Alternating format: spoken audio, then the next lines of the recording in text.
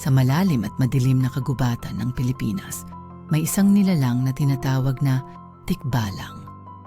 May katawan ng tao ngunit ulo at mga paa ng kabayo.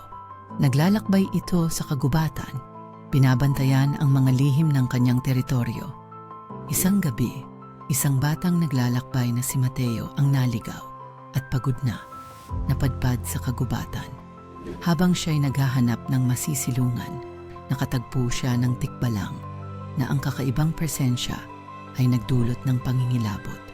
Ang tikbalang ay nag-alok ng isang pagpipilian, umalis ng kagubatan at huwag nang bumalik o manatili at harapin ang isang hamon.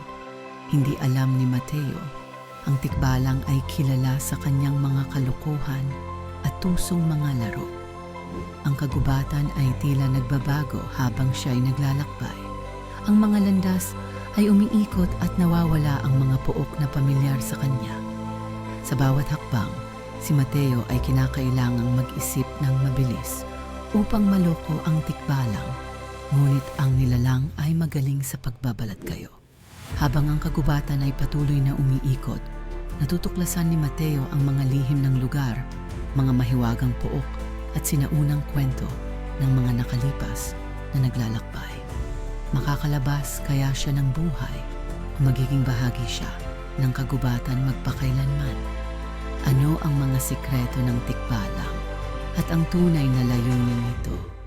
Sumulat ng kwento kung paano lalabanan ni Mateo ang mga kalokohan ng tikbalang at matutuklasan ang mga misteryo ng kagubatan.